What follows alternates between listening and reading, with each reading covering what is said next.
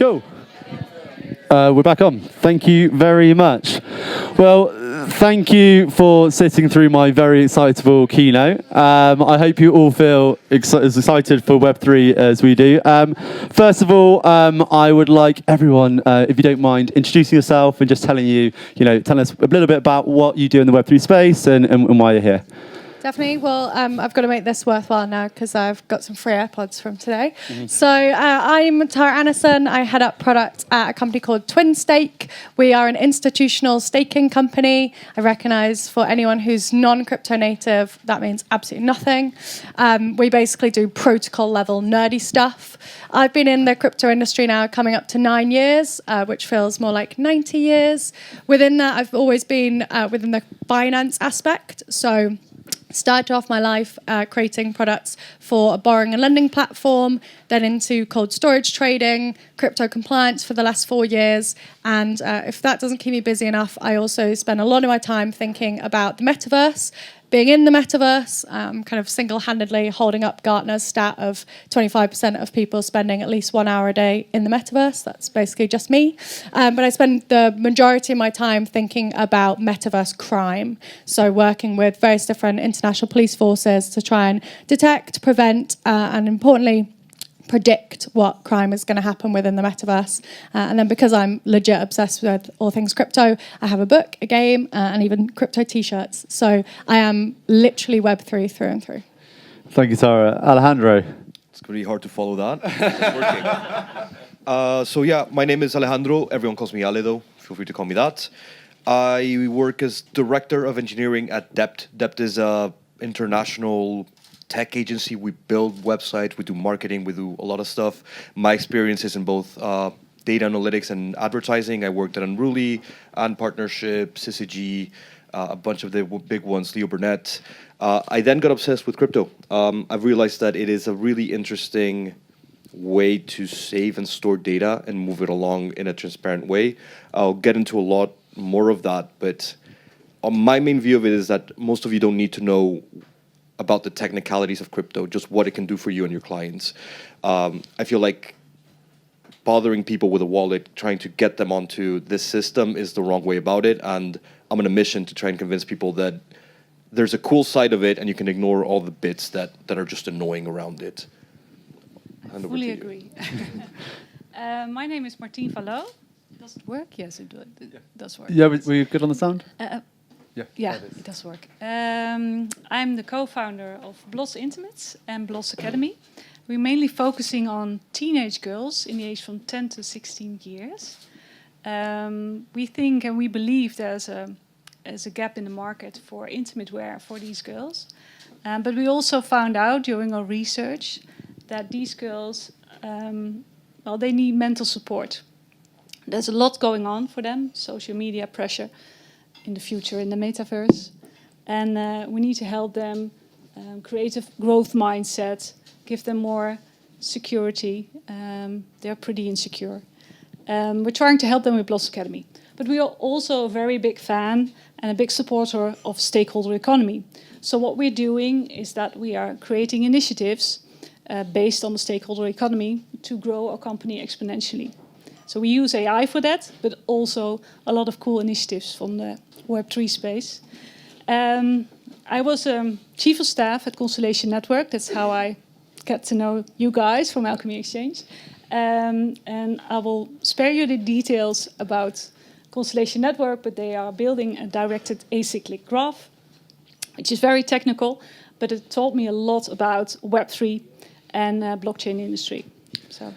Thank you all so much. Lovely introductions. And I think just to touch on a few themes that kind of came across the board there, the Web3 space, crypto space, it always seems pretty complicated. And I think it's our mission is kind of people in this area, in this field, to try and simplify that. I think, Alejandro, you made a really good point around, like you don't have to get too deep into the technical side of things. It's really just about how it benefits your clients and how you can kind of use it in a positive way. The same in a Web2 space, you don't necessarily know all the tech that goes behind the app that, makes Uber arrive to your door or things like that. So, I think it's just really about contextualizing it and making it accessible.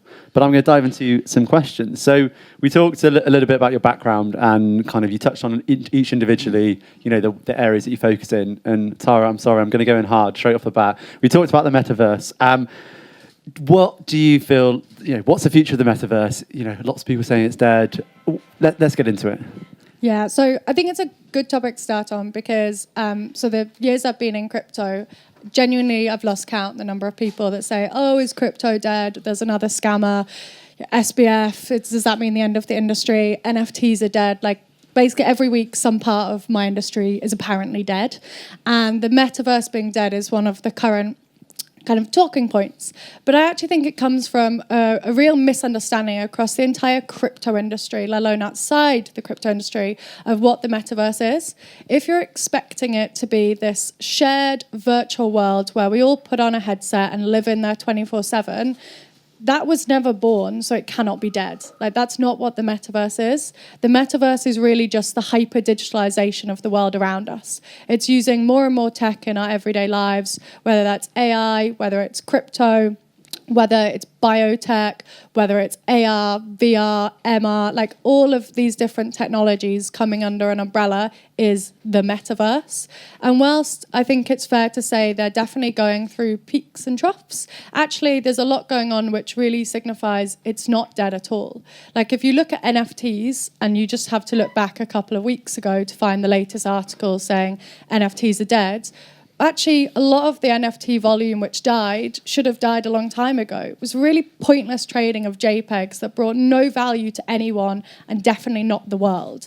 But a lot of the blue chip projects, and we saw a couple on screen, like the Punks, Pudgy Penguins, for instance, that are doing a fantastic toy line and really doing community engagement, they're near their all-time price high again, even with the markets pretty much dead. The Musée d'Orsay, they just did a 2.5 mil sale of some Van Goghs as NFTs. And when you look at trading activity, it's actually heading a little bit upwards now. So a lot of the stuff that's dead is good that it's dead. And that might feel a bit controversial to say, but I think it's really important to recognize that in the world of Web3 and crypto, when stuff heads down, sometimes that's actually a really good thing. And when we look at, say, virtual world specifically, this is the one that is probably most struggling. When you look at Decentraland, for instance, where I spend a lot of my time and buy a lot of clothing, there's about 16,000 monthly users, right? That's really not many. It does feel kind of empty when you're in there, when you've got friends in there that you go and meet, it's fine. Sandbox is a bit busier. There's about 4.6K daily active users, so a bit busier. Roblox has over 40 million daily active users. That is really bloody busy. But what it's busy with is kids. Like, they're the ones using this. And so you often get the kind of adults coming in saying, oh, these virtual worlds are dead. They're really busy if you look in the right places for the right demographic. ChatGPT has over 100 million daily active users. That's massively down from where it was, but loads of that was like hype. So when I think like we're talking about is the metaverse dead, we need to first of all figure out what the metaverse truly is. And then when we actually look at that, we realize it's not dead. It's just, a small child in its kind of growth onwards. And really, I think we expect way too much of it way too early. But when you're in the right places, there's an awful lot going on. Thank you so much. I wouldn't be able to articulate that well, and you've absolutely nailed it. And I think that's a lot of the conversation that I get and a lot of naysaying around that. You touched on something really interesting about Roblox being kind of children-based in that space. And I guess, Martien, for Blos, that's maybe why, you kind of use Web3, or do you want to kind of... Yes, of course. It's really interesting what's happening at Roblox. Even my daughter, she's 9 years old, so I have a perfect target group at home. The oldest one is 12, and they are both on Roblox. And last week, my youngest daughter, she saw, I told you, Tara, about it, the NFTs with the Bored Apes. And she was like, hey, Mummy, did you see that? Did you see what's going on with the NFTs? And can you tell me more about it? And I'm like, she's 9 years old, and she's watching this. She's buying clothes. Well, not buying. She got a present, and she bought some clothes from Roblox. And then that got us thinking as well. So we cannot obviously sell intimate wear in Roblox, but we could sell branded sweaters and branded T-shirts. And it's all about brand awareness. And I think the kids are all the time in Roblox. So if you can put your brand out there, even though it's not specifically your product, they see it. and they are aware of it. Absolutely. And I think, speaking to a room full of advertisers, catch them early, right?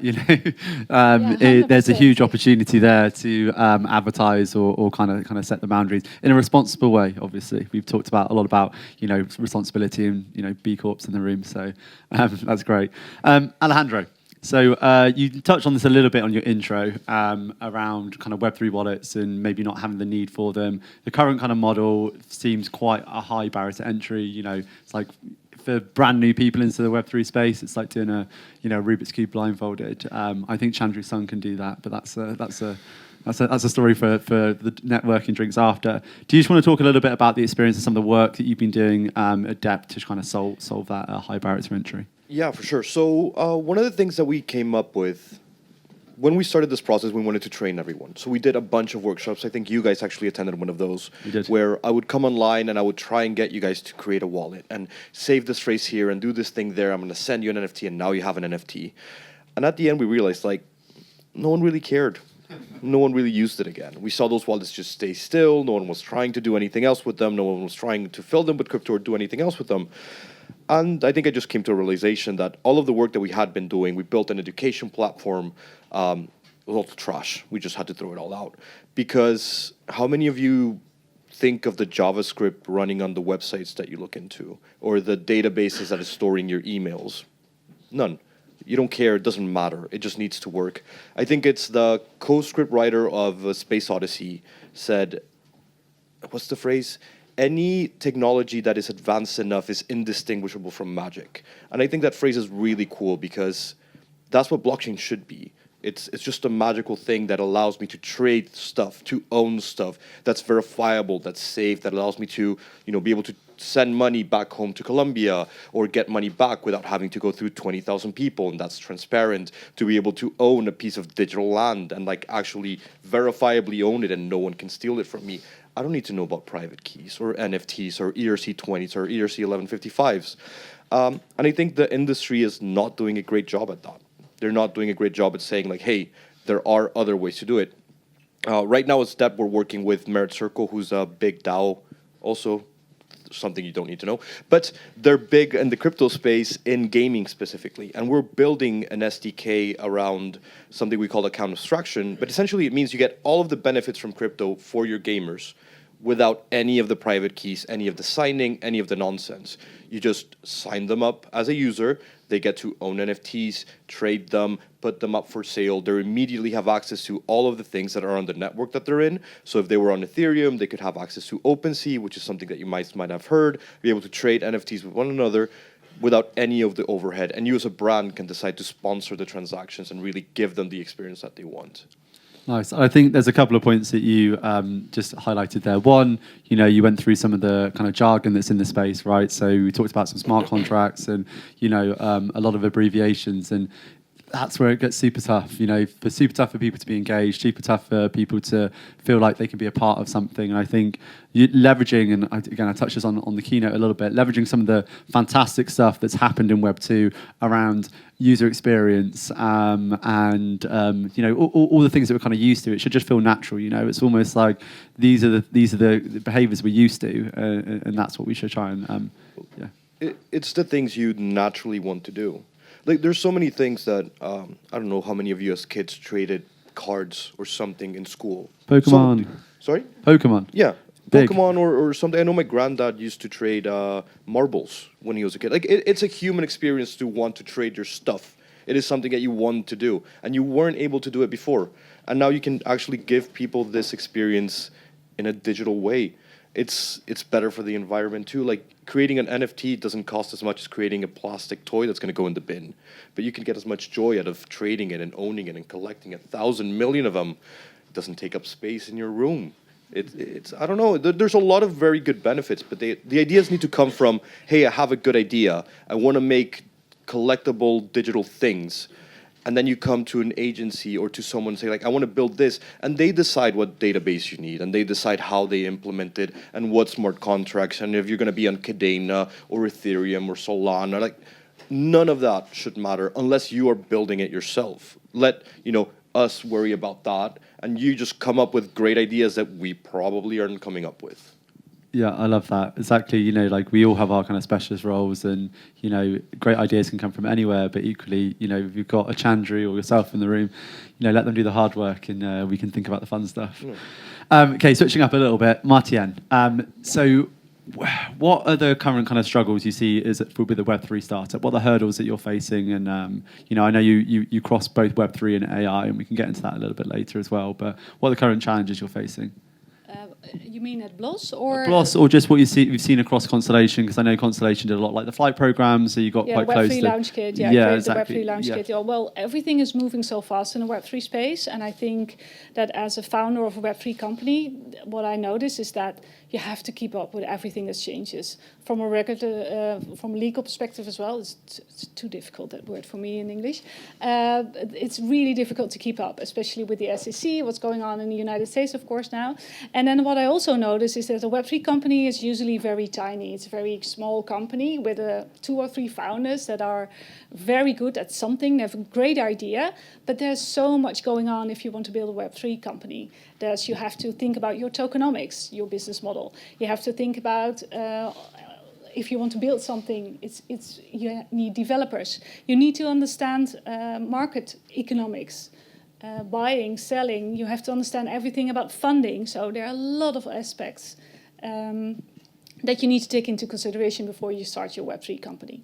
So, and I think, and the other thing is that I believe that a lot of Web3 companies are not thinking about utility at once. They're just thinking about a very cool technical product. But if you can't sell it, if you can't just make people enthusiastic about using it, then it's just a great idea. But then there will be no execution. Yeah. And I think, Tara, you touched on it a little bit before about, you know, some of the bad NFT projects that aren't doing so well, and they should have died. But I think the projects backed by utility are the ones that are always going to succeed. And by that is some sort of real world value or digital value that people can interact with and actually have, rather than just a floating, you know, JPEG on a screen. Yeah. So, look, I gave you the hard questions to start off with around, you know, the challenges in the industry. This is for everyone, so, you know, just take whoever wants to jump in, please do. But what are the biggest opportunities you see in your respective spaces? So, do you want to start again, Tara? Yeah, I'll go first. And genuinely, like, when we talk about there are loads of bad ideas in crypto, every conference that I go to, I have like probably at least 20 people come up to me and like, so we're doing this like really interesting idea where we're like tokenizing chairs and we're selling. I'm like, oh, okay, why? And they're like, we know the blockchain. And I'm like, oh, okay, does anyone want that? And they're like, oh, yeah, good question. So there is like real big issues in the industry about people just building stuff. There is this over-indexing of like build it and they will come, which means that companies that truly build useful products in a good way stand out. And actually loads of them often don't use like that much kind of crypto tech. Like they use it sparingly and cleverly. And that's generally how I find the different companies that are good versus totally pointless. When I look at what excites me in the industry, obviously it's going to be something metaverse related. And it's not metaverse crime, although there's lots of exciting metaverse crime happening. So if you want to find out about that, catch me outside. But I think for me, what I find really interesting is in the event space. So looking at the potential for virtual reality, augmented reality, and mixed reality in events, I think is huge. Looking at having a conference stand that has an augmented reality aspect would make it so much more exciting. The experiential aspect of going to a networking event and there's some kind of mixed reality situation going on. Like E for their game day did this really cool like brand activation where you had this kind of real world like fight scene happening, and then everyone around was encouraged to scan a QR code, and when they watched it through their phone, there was like loads of really cool stuff going on. That was a really cool way to mix like tech and a real world way to advertise. Virtual events, I think, are going to be major. So I went to a VR concert for Fatboy Slim, and it was mind-blowingly good. Like, it was amazing. And it was like 11 a.m. on like a Monday, and I had my VR headset, and I was like literally dancing around my office listening to Fatboy Slim, and then afterwards just needed to tell everyone about it because it was amazing. Now, I love going to a rave in the real world, and it doesn't mean I'm only going to go to VR raves now, but there's absolutely an opportunity to do more virtual events. And specifically when we think about audience, that's where I think the biggest opportunity here is, and I think we've all touched on it today, like the next generation is who you need to be advertising this stuff to. Like, sorry to anyone 50 plus in here, but like, this isn't for you. Like, largely, a lot of this tech. I was Fatboy Slim. He's 50 plus, right? Yeah. There are obviously exceptions. And I think it's like the 20 market downwards that are just super keen on this. They're ready to dive in. But as soon as you start getting older, people are just more resistant to tech. There's something about, like, if anything tech-wise that you experienced before the age of 35, you're curious about, really willing to try. 35 to like 50, you're a bit like scared of it. Over 50, you're just terrified of it. Now maybe you can kind of move those brackets upwards if you're kind of tech native. But I think it does still stand. Like when you need to be thinking about the opportunity here, you need to think about, you know, what are the kids looking at? What are they interested at? Because for me, when I think about, you know, if someone says, oh, we're going to do some, you know, advertising and we're going to do some like online promotions. If I'm like, well, okay, do you have a website? Like, what's your social media presence? They're like the non-negotiables for me. Looking at Gen Z and Gen Alpha, they're going to want a full kind of screen to real world experience. That's going to be non-negotiable to them. And so that's where I see the biggest opportunity is giving them those experiences, but building that in so it's not like this extra thing. That just has to be part and parcel of how we think about providing experiences and getting people into Web3. I'm kind of jealous about this virtual Fatboy Slim concert, but I would just get tempted to start drinking, and then I've got a VR headset on, and I'm going to break my nose. Like, I'll just run into a wall. And but, actually, just on that, like one other thing from an experience perspective, I'm now obsessed with VR workouts. And I know that might sound absolutely crazy. They are incredible to the point that like my abs are really hurting from yesterday's boxing one. And when I talk to people about that, they're like, well, why don't you just go to a real gym? I do as well, but like this is super fun. And a lot of this stuff you just have to try to realize the power of it. And I think that's like the opportunity for a lot of people here as well. If you try it, I think maybe a lot of you will be like, God, she was just talking rubbish. This is just really weird. But for many people, when they try it, they get the power of it. And I think that's a really important opportunity for everyone here as well. Yeah, I think you touched on it in kind of your intro, and it is in its infancy, right? So I think when I first got engaged in kind of the VR world, it was playing a zombie game that kind of terrified me, but I stayed on the spot for most of it and came out really sweaty. I think as we get better tech, people, you know, start to really kind of understand what kind of floats their boat or whatever, you're going to see better and better games come out of the back of it. This is the similar thing. We've seen the improvement in the web space as well. So yeah, I think you've got to probably give it a chance, and it definitely hasn't had its day yet. Alejandro, how about you? What opportunities do you see in the space at the moment? So I think in the space, specifically for all of you that I guess work in marketing and advertising for brands, is we usually get low budgets to build stuff. When I used to work in a lot of the agencies, there wasn't like huge budgets to build crazy websites or crazy projects. You're usually kind of like getting by with a developer who does 10 different roles. And crypto's great because it's shared interfaces. Now that is quite geeky and might not make a lot of sense, but it means that you launch NFTs and there's a marketplace that already works with all of your NFTs immediately. You don't have to build it. There's trading immediately available. There's lending. And there's more infrastructure coming every day. New protocols of people building stuff around it. So imagine you want to create a loyalty scheme. You don't need to build half of it. Half of it has been built for you. And you just need to deploy the other half and be able to build it. And that means that's going to be a lot more accessible for building projects, for getting things up and running and getting them accessible for all of your users. And I think as long as we take care of the customer-facing half and let the crypto geeks do all of the other mechanics and the interfaces and the markets and all that stuff, and we just make it pretty and accessible and cool and interesting and creative, I think that's where the opportunity lies. There's a lot of people working on crypto right now who are degens, is what they call themselves, right? Yeah, degens. They are finance geeks who like numbers.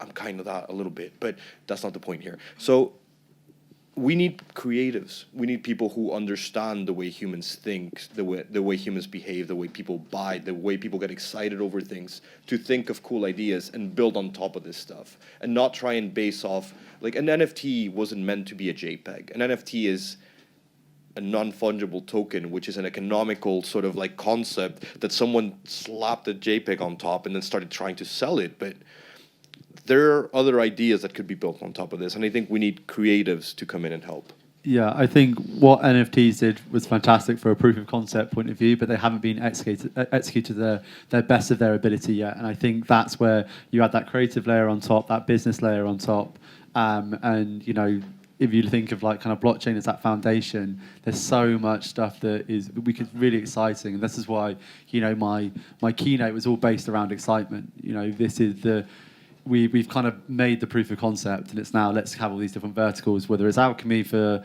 you know, ad exchanges, or, you know, we talk about any of the other great projects that are out there, or Blos for getting, you know, younger ladies into that space for a growth mindset. There's so much opportunity there, which leads me nicely over to you, Martien. So what are you excited about, and what are the opportunities that you see?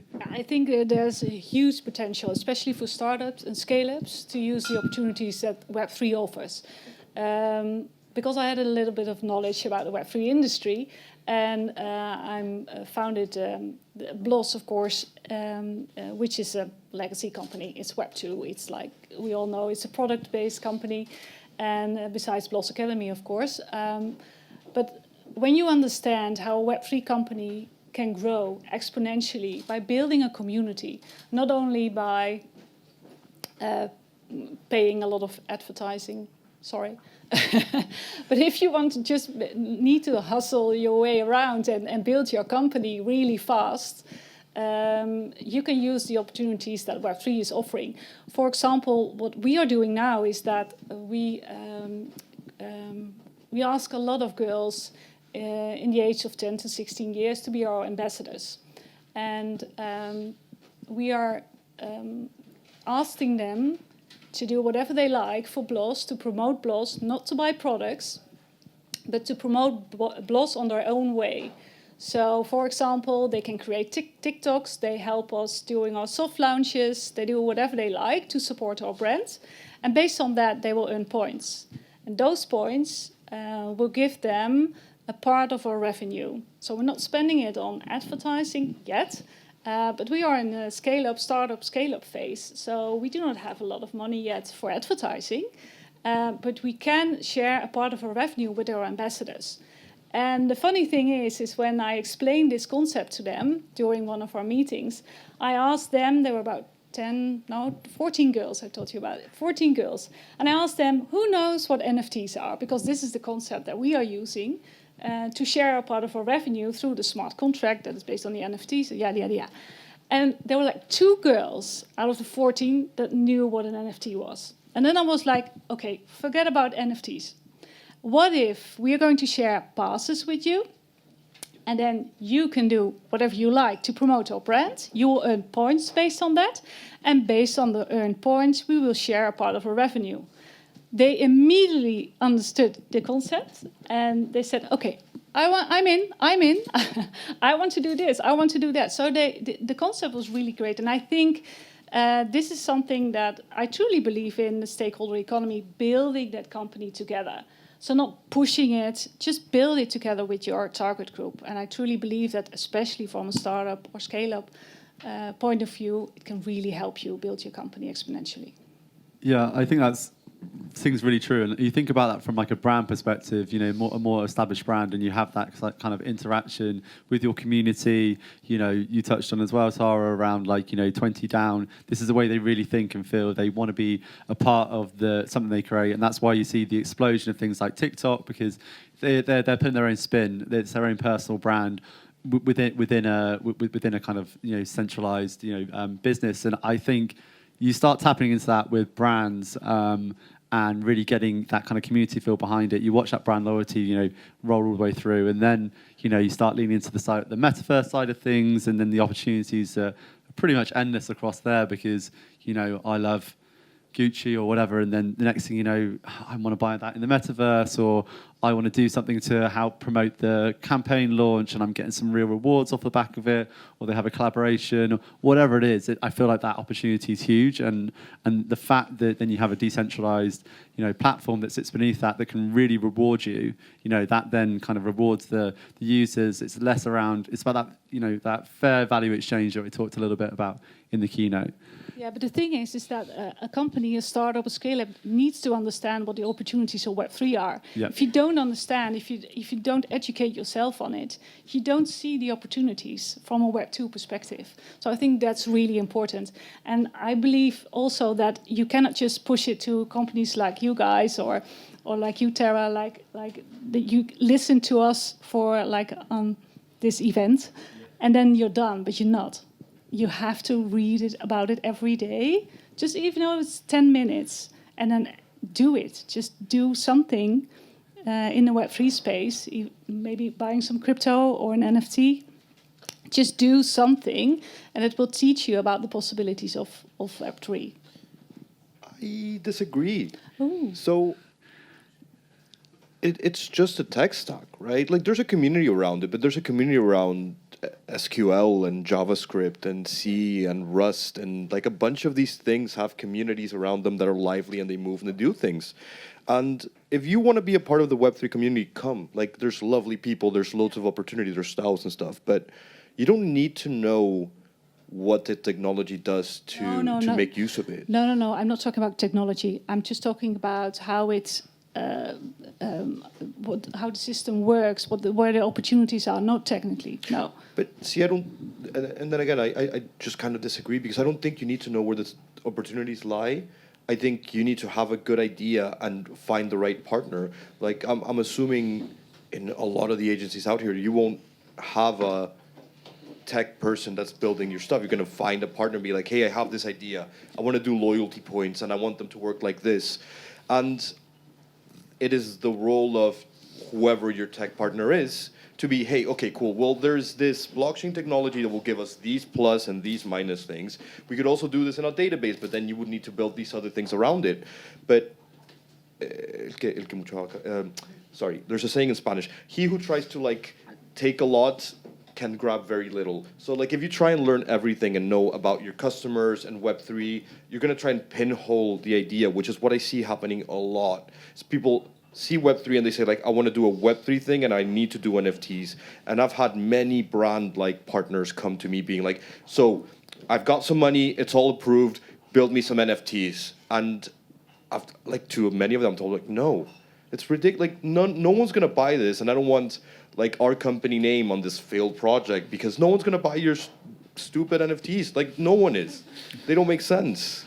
So I'm going to be a very diplomatic host here. And I think there's I see both sides. And I think really what Martien was more getting at was, I guess, that educate yourself enough to then potentially have the conversation with a you or a me. So it's just, dip the toe in. You don't have to understand the crux of it underneath it, but just get a little bit excited, because if Adam and Ben and Chandru didn't dip the toe in, they wouldn't have built the ad exchange, right? So it's almost the excitement has to hit, and this is what we're trying to do today. It's great, and I'm kind of glad that this has kind of come out, because all we want to do today is get you excited about the Web3 space. And if it's just that we've sparked an idea, or you thought, there's a problem within my business and I don't know how to solve it, come have a chat with us after. There's probably a way that it can be solved with Web3 or Web2. We don't know, but that's the whole point, right? Yep. Let's start thinking. Let's start challenging it. Yep. Okay. I know everyone would like a drink and more food. So one last question before we go to some questions in the audience. And we can keep this one relatively snappy. In 3 to 5 years, where do you want to see the space? What does amazing look like for you in 3 to 5 years, Tara? So I think, actually touching on something Alejandro said before, I think a big part of what the space will look like when it's successful is in some ways invisible. So I could happily talk to you about the cryptography behind most major blockchains. Now, I don't think anyone in the room needs or wants to hear that. But when we talk about the benefits of it, and I think what Martien was saying was is really important. Showing people the benefits, getting them to kind of understand what crypto can do, that's what's really important. So we kind of need the tech almost to be dialed down to let the nerds enjoy that and think about that. Let the nerds nerd. Yeah, let the nerds, but let everyone else just understand and focus on the benefits and what you can do with it. And I think that will be amazing progress for the space, because I have conversations with like management level, and they're like, tell me how the blockchain works. I'm like, you don't need to know. Like, that is not worth anyone's time for me to explain to you what consensus algorithms are. And so getting rid of that would be really good, and focusing just on benefits and what the power of the tech can do would be great. Love it. Thank you, Tara. Can I tap into that? Because I totally agree, because we do not have to know how WordPress works, or we do not have to know how Wix works. We just want to know that we can build our own company on that. So, yeah. Yeah. Martien, do you want to continue? If you got any other exciting bits? I mean, maybe Tara took all your points, but... No, I fully agree. I think we all three agree is that we do not have to complicate things, and just make it work and utilize it. Absolutely. Yeah. Cool. I think the only thing I would add after is, I think in 3 to 5 years, people will come to expect certain blockchain attributes, certain ownership of things and transparency of things. I think consumers right now, they don't mind or they don't care that ownership isn't transparent. I really think that people will come to expect it, just like you come to expect that there's an internet thing in your pocket all day long. That wasn't the case 10 years ago. I think in 3 to 5 years, you'll come to expect that you could buy digital things and you own them and you can trade them and they are truly yours. So I think that people who jump on that earlier are going to be way ahead. Fantastic. So before we close it out, do we have any questions? I will bring a mic over to you. Yeah. Just on that last point, what do you think the inflection point is to get to that dream, right? Because you were talking about Web 2.0. The thing that really transformed that was the iPhone, right? And then brands like the platforms you mentioned took advantage of it. On what's the equivalent on Web 3.0? Well, before the iPhone, there was it Isaac? What was the other Apple device thing called before the iPhone? No, there was a touch iPad, like there was an Apple one, the one Steve Jobs came out. Newton, that's it, Newton. There was a Newton, and there was BlackBerry. And the iPhone seems like a big break because it's the one that broke the market, but there was so many like little steps towards it. I think right now we're seeing one of them, which is some of the tech we're working on, which is account abstraction, which is what allows you to not have to save that 12-word piece in like some piece of paper that's really scary if you lose it because you lose all of your funds. So do you want to go into that like a little bit? Like, so, you know, that's come across quite a lot where, you know, someone's got $1 billion on in a wallet that they can't access because it's on a bit of paper that they lost, you know, so that's the scary side that we hear from Web3. It happens to me. Yeah. There is one of the books in my house has a piece of paper with 12 words on it.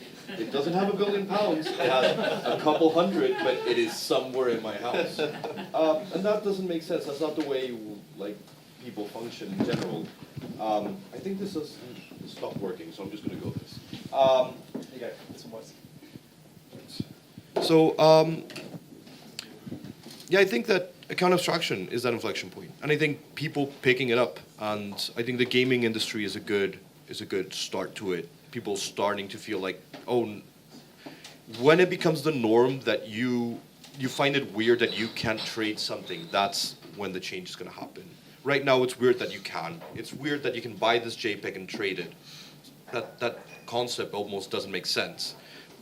But that's going to start to turn around to where you get something and you're like, where's the trade button? I cannot find the trade button. You're going to realize it's not based on blockchain, so you can't trade it. I completely agree with that. And I think I like that you've thrown account abstraction in, because my one was going to be proto-dank sharding. I think that's going to make a massive difference. The TLDR on that, just scalability. Building blockchains that can handle more data for cheaper and quicker. And the more we bring on-chain, the more these kind of things, like the nerdy tech, becomes really important for the core developers and cryptographers and, you know, people like us to figure out. the benefits that brings to everyone else. You don't need to know what proto-dank sharding is to understand that scalability is important, right? And so for me, I think the inflection point is going to be when we can put more useless stuff on chain without it clogging up the chain, because there will be more useless stuff. But out of that useless stuff, we'll get some really cool ideas, which, just like in the 1990s, we couldn't have envisaged Uber or Deliveroo or even like the great websites we have today. Like, I think we're still yet to get those killer use cases because we're still in that 1998 phase where everything's a bit crap. You can't really use it. Most of the users are hype users who are like early adopters. But from that, we will get some really cool stuff coming. And I think it's about trying as much of it as possible, because some of it will stick, some of it will be rubbish. But going through that journey, I think you'll be the ones that basically get your hands on the iPhone first. But we're still in BlackBerry, Nokia 3310 territory for a lot of projects. Any other questions? One more. Anything? Okay. Yeah. I've got one. So yeah, everyone here like normally targets like an audience, which is very like, I'm talking to you about what I want to talk to you about. How do you think that the Web3 space and communities is going to change the way that brands work? So I think, to Martin's point before, so much of Web3 is about talking directly to your consumer, but also more having a chat with them rather than just like, this is what we're doing.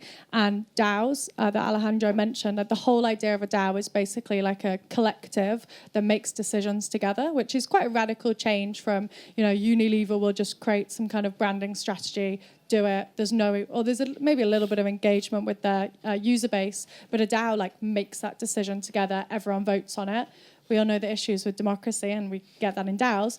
But it is a radically different way of talking to your audience and engaging with them. And like Bored Apes are a good example of that.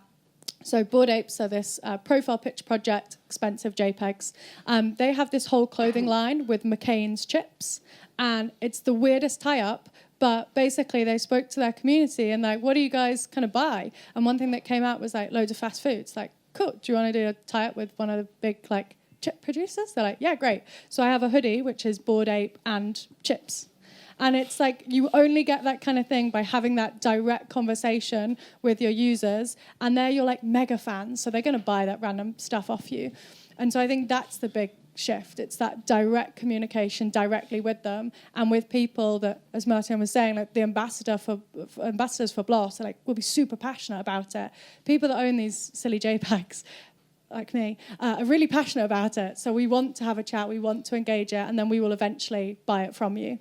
But saying that, I also click on probably 80% of Instagram ads I'm shown, so I'm just a marketer's dream. So I think there's also, whenever that dream happens, that's, or I guess our dream, the three of us, of the world moving to Web3, it's a lot of transparency on behavioral data. So like your decisions from a business intelligence point of view will be a lot less like, YouGov says that 10% of people tend to like this or that. You can see the way people are behaving anonymously and safely and be like, oh, actually, people seem to be watching a lot more of these shows, and like the trend seems to be going that way with real world anonymous data, and not like YouGov at the end of the day is like people filling out a survey, like how much of that is actually accurate. And we base so many of our marketing decisions on like, it used to be me when I was an intern going on YouTube and like on YouGov and like filtering a couple of tables and like, hey, that's the insight for the marketing campaign. And then you're basing like millions of dollars on an ad based of like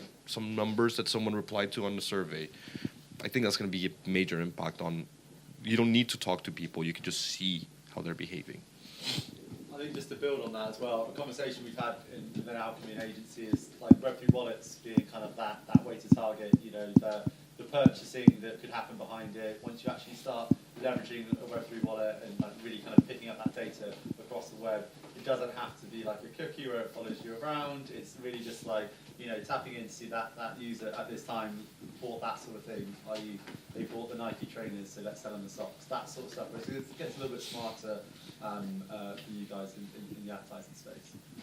I think that might be it. Look, let's have some drinks. Thanks so much for listening. Thank you for my panel. Give it a round of applause.